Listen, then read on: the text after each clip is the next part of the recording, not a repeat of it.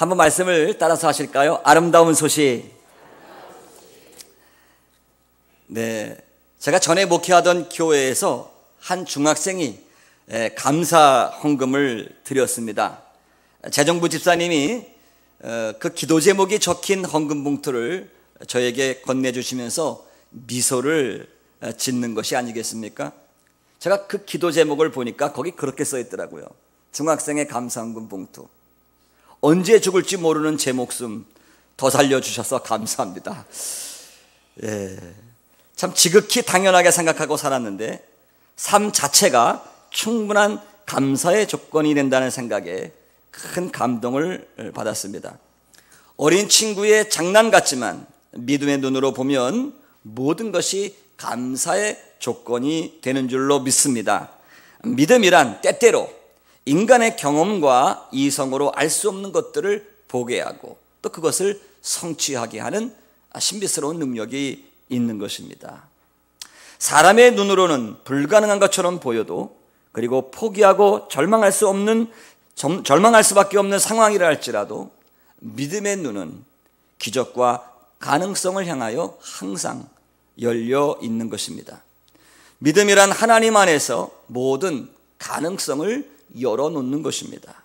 저는 오늘 말씀을 통해서 여러분 각자가 믿음의 눈이 열려지실 수 있기를 주님의 이름으로 축원을 드립니다.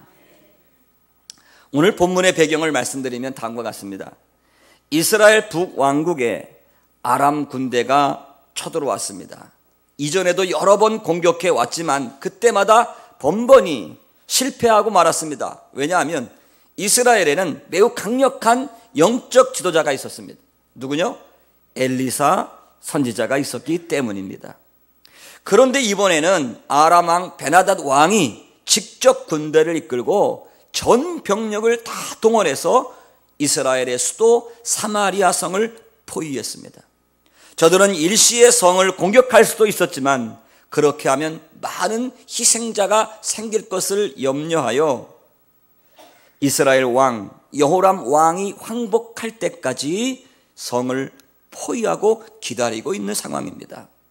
이제 사마리아 성은 완전히 고립된 상태가 되었습니다.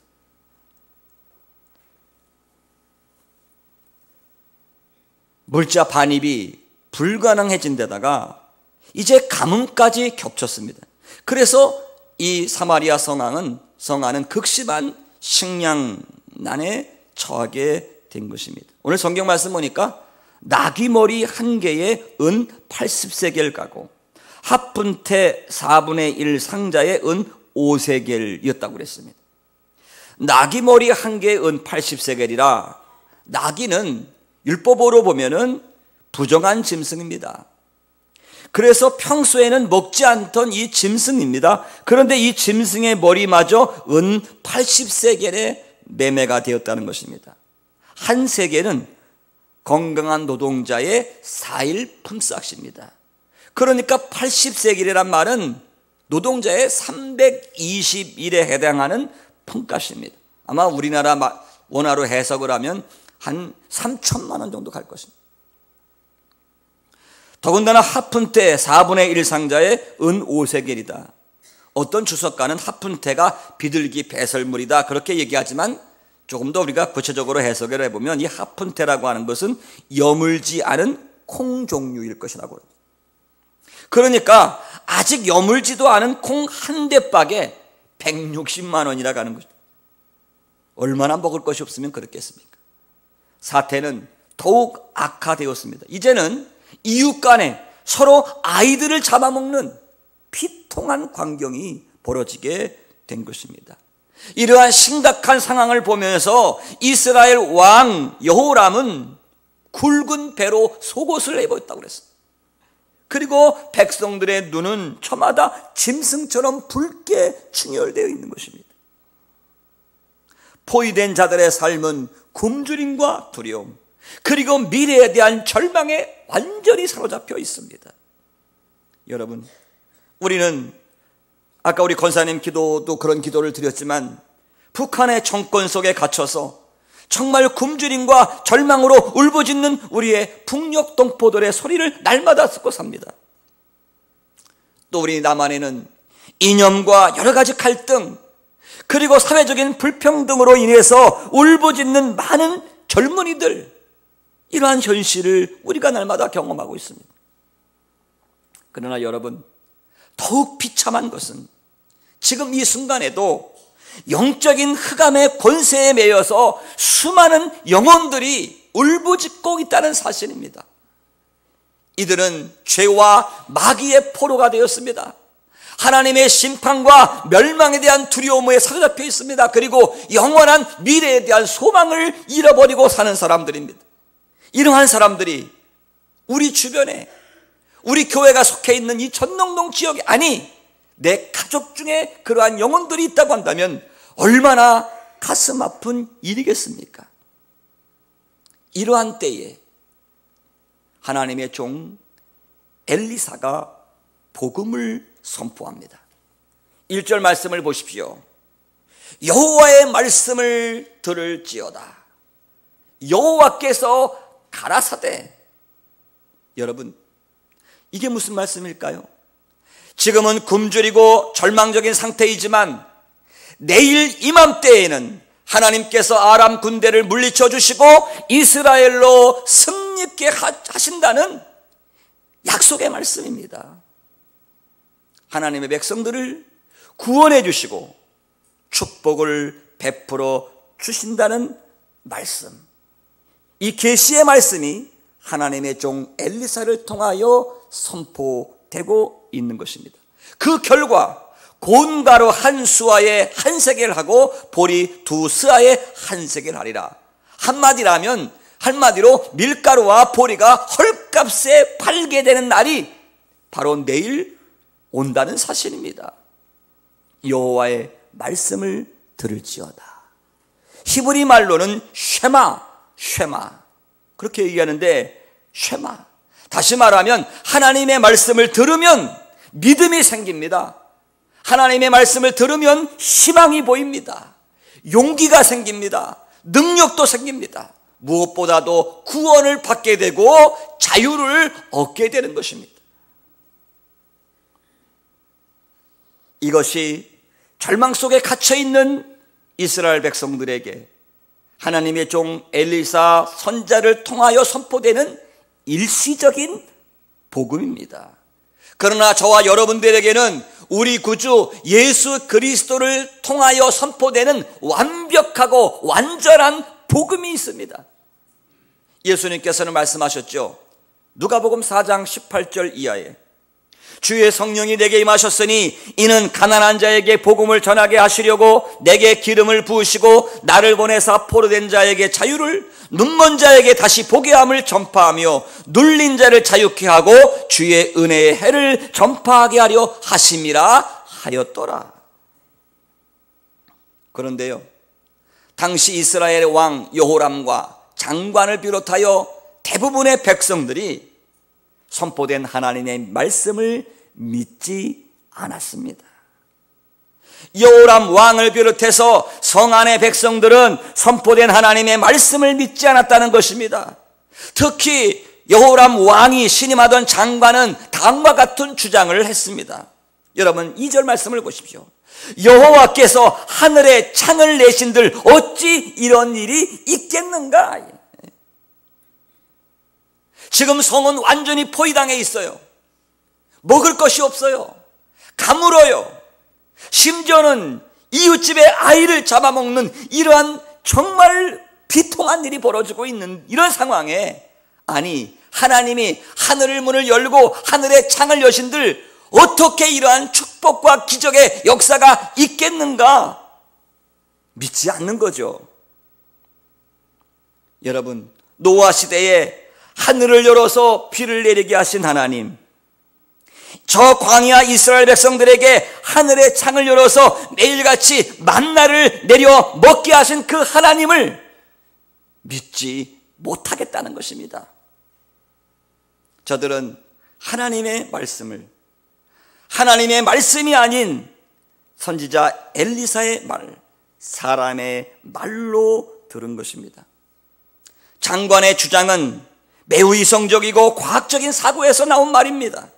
그러나 그에게는 결정적으로 믿음이 결핍되어 있습니다. 신앙적인 모습은 전혀 찾아볼 수 없는 주장입니다. 여러분, 우리가 교회를 다니면서 범하기 쉬운 가장 무서운 죄가 뭔지 아십니까? 그것은 불신앙입니다. 열심히 기도하고 성경을 열심히 상고했는데 정작 내가 믿지 않는다면 참으로 불행한 성도일 것입니다. 오늘 성도들은 이성과 경험을 앞세우는 서구적 세계관 속에서 살고 있습니다. 즉, 보는 것이 믿는 것이라고 하는 사고입니다. 내가 경험해야 믿고 증명되어야 믿는 세계관 속에서 살고 있다는 것입니다. 그러나 예수님의 세계관은 전혀 다릅니다. 예수님의 세계관은 믿는 것이 보이는 것입니다. 믿을 때 보게 되는 것입니다. 예수님께서 말씀하십니다. 내 믿음이 너를 구원하였느니라. 내가 믿으면 하나님의 영광을 보리라. 볼 때 믿는 것이 아니라 내가 믿음을 가지면 보게 되는 것입니다. 내가 믿음을 가지면 그 믿음이 현실로 나타나는 것입니다. 내가 믿으면 하나님의 영광을 보리라. 오늘날 일부 자유주의 신학교육의 문제점은 성경의 기적사건은 단순히 교훈을 주기 위한 신화로 취급한다는 것입니다. 기적은 사도시대 이후에 끝난 것으로 봅니다. 저들의 불신으로 믿음의 역사가 더 이상 나타나지 않게 되는 것입니다. 어느 큰 교회를 섬기다가 은퇴하신 한 목사님의 간증을 들은 적이 있습니다. 이 목사님은 폐병 말기에 전도하던 어느 여학생이 건네어준 성경을 읽다가 살아계신 하나님을 만났습니다. 기적을 베푸시는 주님을 만났습니다. 그리고 그 후에 병을 깨끗이 고침받아서 하나님의 종이 될 수 있었다는 것입니다. 이 목사님은 그때를 회상하면서 그런 고백을 합니다.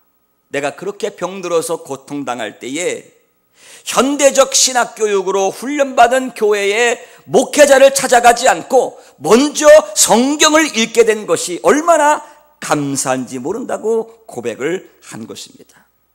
오늘 2절 말씀을 보십시오. 내가 내 눈으로 보리라. 그러나 그것을 먹지는 못하리라. 누구에게 한 말입니까? 불신앙에 사로잡혀 있는 장관에게 하신 말씀입니다.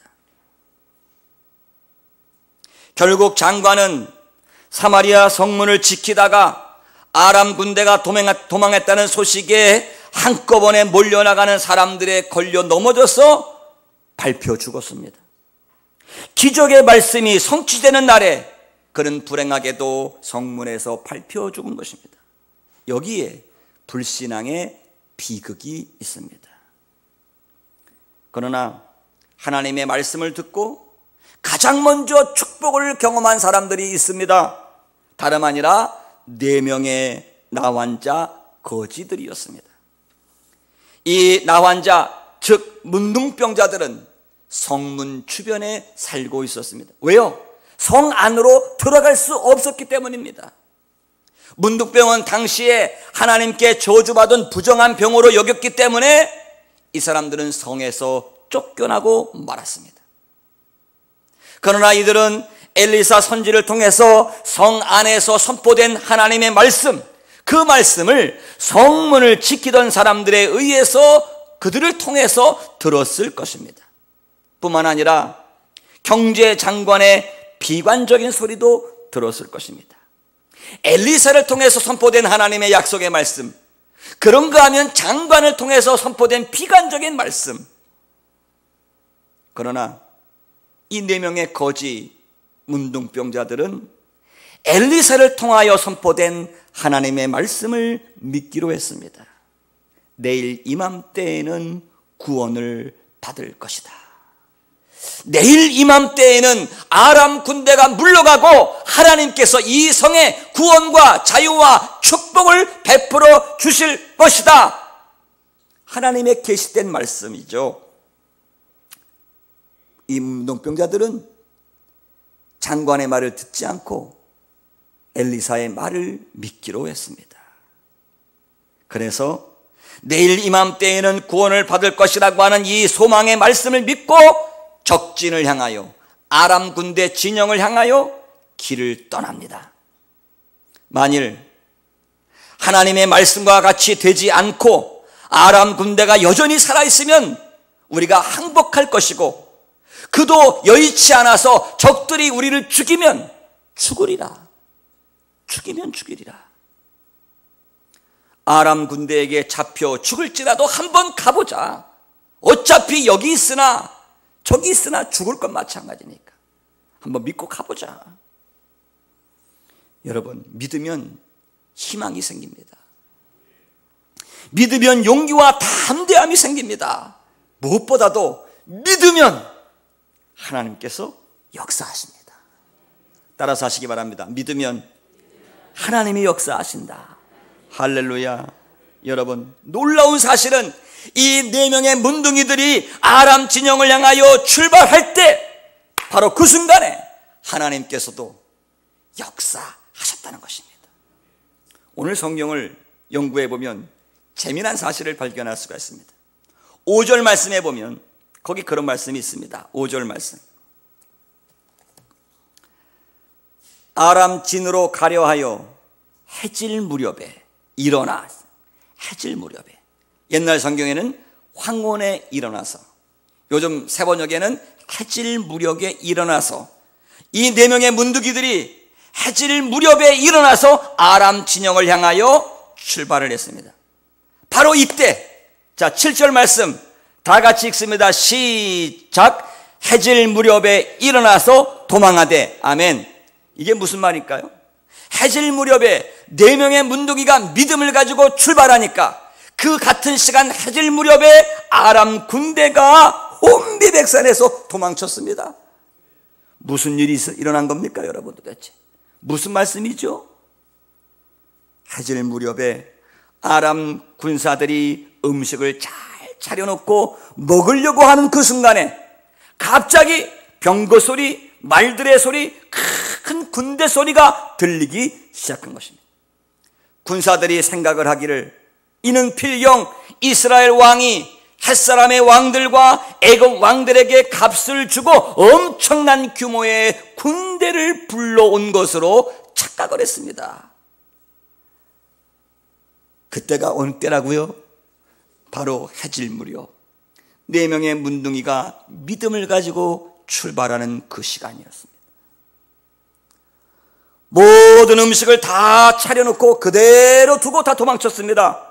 이 음식은 누구를 위하여 차려놓은 음식이었을까요? 바로 믿음의 사람들을 위한 것입니다. 음식뿐만 아니라 의복과 은, 금, 온갖 귀중품들을 그대로 두고 도망쳤습니다. 얼마나 다급했으면 말과 나귀까지 버리고 도망쳤겠습니까? 여러분, 우리 서로 한번 인사했으면 좋겠습니다. 믿으면 하나님께서 일하십니다. 우리 옆에 계신 분하고 악수를 하면서 믿으면 하나님께서 일하십니다. 할렐루야. 한 번 더 업그레이드 해가지고 순종하면 하나님께서 일하십니다. 우리 인사하겠습니다. 순종하면 하나님이 일하십니다. 할렐루야. 순종하면 하나님이 일하십니다. 여러분, 운전을 하다 보면 차 안에 우리가 뭘 달고 다니죠? 요즘에 먼 길 갈 때 내비게이션을 달고 다닙니다. GPS 내비게이션을 달고 다니는데, 여러분, 믿음은 한국말로 내비게이션이 뭘까요? 자동 무슨 항해 장치 같은 게죠. 믿음은 내비게이션이 아닙니다. 믿음은 자동 항해 장치가 아닙니다. 저희 집에도 보일러가 있고요, 보일러를 조절하는 온도 조절기가 있어요. 한번 딱 맞춰놓으면 자동으로 쫙 온도가 맞춰지죠, 보일러. 믿음은요, 자동 보일러 온도 조절 장치 같은 것이 결코 아닙니다. 믿음은 내가 작동시킬 때만 활동하게 되어 있는 마음의 수동장치입니다. 믿음은 수동장치예요. 교회 다닌다고 해서 그냥 자동으로 삶이 그냥 내비게이션 가듯이 그렇지 않습니다. 믿음은 내 마음속에서 내가 수동으로 작동시킬 때에만 역사하는 것입니다. 믿음은 그것을 소유하고 있는 사람이 여러 가지 삶의 문제를 만날 때 그것을 작동시키고 사용할 때 하나님이 역사하신다는 것입니다. 다시 말하면 믿고 순종할 때 하나님이 일하시는 것입니다. 어떤 성서학자는 재밌는 해석을 합니다. 아브라함이 모리아산에 올라가서 자기 독자 이삭을 번제물로 바칠 때 하나님께서는 순양을 준비해 주셨습니다. 그리고 그곳의 이름을 뭐라고 불렀을까요? 여호와 이레. 하나님이 예비시켜 주는 거예요. 하나님이 준비시켜 주는 이 엄청난 축복의 하나님을 경험했는데 언제 하나님이 여호와 이레의 하나님을 경험했습니까? 어느 성서학자가 그렇게 해석하더라고요. 아브라함이 하나님의 약속을 믿었어요. 내 아들 독자 이삭을 통해서 큰 민족을 이루게 하리라. 근데 하나님이 아들을 바치라고 그래요. 그러니까 아브라함은 뭘 믿은 거예요? 하나님은 사람을 내가 순종하고 제물로 바칠지라도 하나님은 이 아들 살려낼 것이다. 하나님을 믿었어요. 믿고 그리고 이삭을 데리고 순종하기 위해서 모리아산을 올라갑니다. 이쪽에서 믿고 순종하고 올라갈 때 하나님은 그 순간에 저쪽에서 순양 한 마리를 올려보내시는 것입니다. 할렐루야. 예수님께서 베드로에게 말씀하십니다. 저 깊은 데서 가서 그물을 던져라.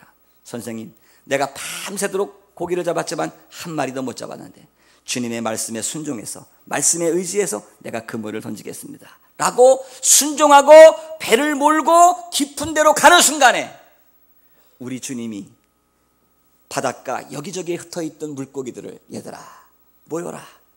그래서 물고기들도 순종하고 갔다는 것입니다. 배가 갈 때 물고기들도 가는 거예요. 우리가 순종하고 믿고 순종하고 움직일 때 하나님은 역사하시는 것입니다. 할렐루야. 믿으시기를 주님의 이름으로 축원합니다. 누가복음 8장 25절에 보면 갈릴리 바다 한가운데서 풍랑을 만나서 마냥 두려워하고 있는 제자들을 향하여 우리 주님께서 꾸짖으셨습니다. 내 믿음이 어디 있느냐? 풍랑을 만났을 때 왜 너희 속에 있는 믿음을 작동시키지 않고 두려워 떨면서 주님을 깨우고만 있는가? 4명의 나환자 거지들은 믿음으로 살아계신 하나님의 능력을 체험했습니다. 저들은 자신들의 생명을 구원받았습니다. 양식과 물질의 엄청난 축복도 얻었습니다. 이것은 전적인 은혜입니다. 성도가 믿음으로 구원받고 믿음으로 하나님의 축복을 경험하지만 이 모든 것이 하나님의 선물이고 은혜인 줄로 믿습니다. 그런데요, 이 4명의 문둥병 거지들이 하나님의 이와 같은 놀라운 은혜를 받고 보니 성 안에 갇혀있는 동족들이 생각이 났습니다. 9절 말씀을 보십시오. 문둥이가 서로 말하되 우리의 소위가 선치 못하도다. 오늘은 아름다운 소식이 있는 날이거든 우리가 잠잠하고 있도다. 만일 밝은 아침까지 기다리면 벌이 우리에게 미칠지니 이제 떠나 왕궁에 가서 고하자 하고, 아람 군대가 물러가고 우리나라에 살 길이 열렸는데 이것을 먼저 경험한 자들로서 우리가 이 소식을 성 안에서 고통받고 있는 동족들에게 전하지 않는다면 하나님이 우리에게 벌을 내리실 것이다. 요즘식으로 재해석하면 이렇습니다. 이미 원수들은 예수 그리스도의 이름으로 쫓겨났는데도 아직도 그 소식을 듣지 못하여 죄악에 갇혀있고 고통당하는 영혼들에게 우리가 가서 전하지 않는다면 하나님의 심판이 우리에게 있을 것이다. 그런 의미입니다. 그래서 사도 바울 선생님은 고린도전서 9장 16절에 말씀하고 있습니다. 내가 복음을 전할지라도 자랑할 것이 없으면 내가 부득불할 일임이라. 만일 복음을 전하지 아니하면 내게 화가 있을 것이다. 그것이 사도 바울의 생각이었습니다. 그렇다면 문둥이들이 전한 복음은 어떤 소식이었습니까? 원수 아람 군대가 쫓겨나갔다는 소식입니다. 갇혀있는 자들에게 자유를 주는 소식입니다. 굶주린 자들에게 풍성할 축복을 주는 소식입니다. 그렇다고 한다면 오늘날 저와 여러분들이 전해야 할 복음의 소식은 무엇일까요? 원수 마귀가 예수 그리스도의 이름으로 무장 해제되었다는 소식입니다. 죄와 모든 결박에서 영원히 자유를 얻게 되는 소식입니다. 삶의 저주에서 해방되고 생명을 얻되 더 풍성히 얻게 되는 하나님의 구원의 소식입니다. 안타까운 사실은 아람 군대가 전부 도망가 버리고 이스라엘에게 구원이 임했는데도 불구하고 이 소식을 듣지 못하고 여전히 성 안에서 두려움과 굶주림에 죽어가고 있는 그런 백성들이라는 사실입니다. 성의 문만 열고 나오면 거기에 구원이 있고 축복이 있는데 그들은 여전히 절망 속에서 그들의 문을 굳게 닫고 있습니다. 안타까운 현실입니다.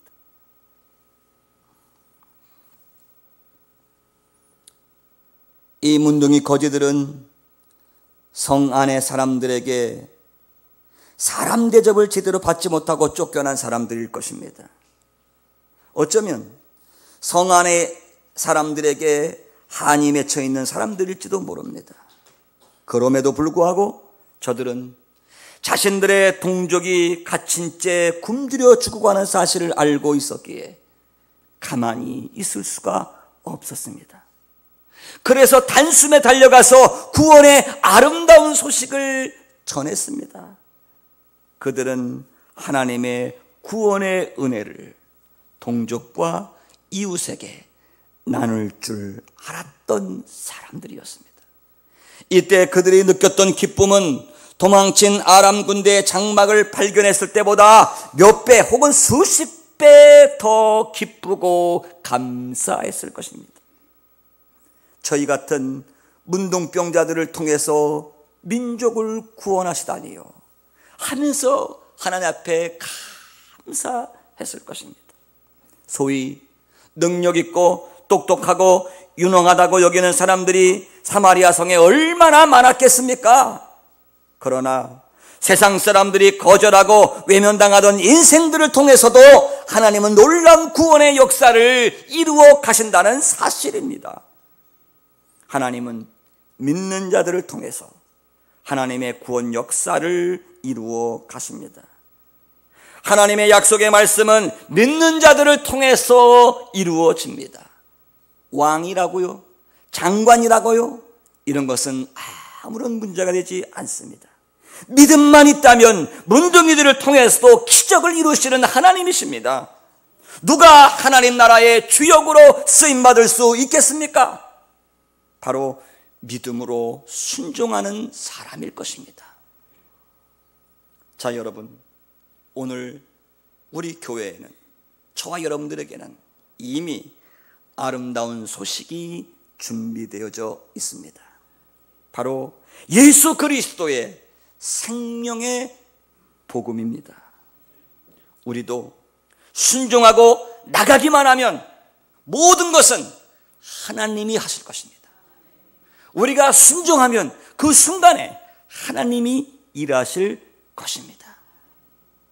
문둥병자들이 나갈 때 아람 군사들이 엄청난 군대 소리로 착각하고 도망치게 하셨던 그 하나님이 오늘 우리들에게도 이렇게 역사하실 줄로 믿습니다. 여러분, 한 사람 한 사람을 통해서 서울 도성에 살고 있는 수많은 영혼들이 다시 살아나는 역사가 있기를 축원합니다. 여러분, 한 사람 한 사람을 통해서 우리 교회가 속해 있는 이 전농로 지역의 수많은 영혼들이 죄에 매여 있고 귀신에게 매여 있고 어둠에 매여 있고 영적으로 굶주려 있고 미래에 대한 소망이 없고 하나님의 심판 아래 놓여져 있는 그러한 불쌍한 영혼들에게 여러분, 한 사람 한 사람을 통해서 자유의 소식, 풍성해지는 소식, 영혼이 구원받는 소식, 하나님의 자녀가 되는 소식, 영원한 천국의 소망을 주는 이 소식, 예수 그리스도의 생명의 복음이 전해지게 되시기를 주님의 이름으로 축원합니다. 하나님이 우리가 순종하면 여러분 한 사람 한 사람을 사용하실 것입니다. 기대하십시오. 꿈을 꾸십시오. 그리고 순종하고 나가십시오. 저희들이 4월 5일 부활절을 기해서 영혼을 추수하는 해피데이를 선포할 것입니다. 그때 우리 교회 성도들이 유명한 연예인, 유명한 사람 탤런트를 불러들이는 것이 아니라 정말로 우리들의 해피데이, 우리들의 추수하는 잔치를 기도하면서 선포하겠습니다.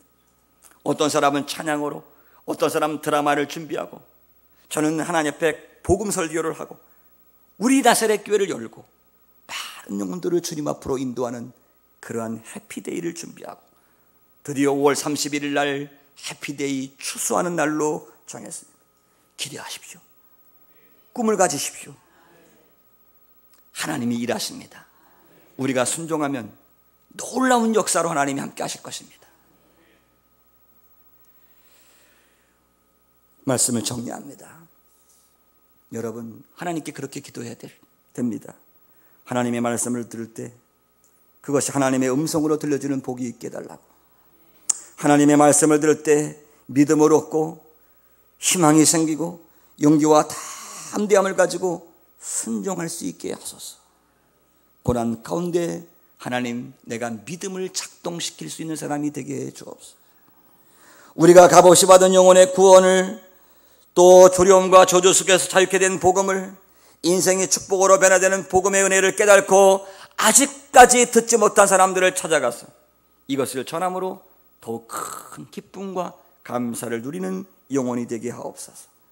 이 아름다운 소식을 가지고 나가는 성도가 되게 하옵소서. 그런 은혜가 여러분들에게 있기를 주님의 이름으로 축원합니다.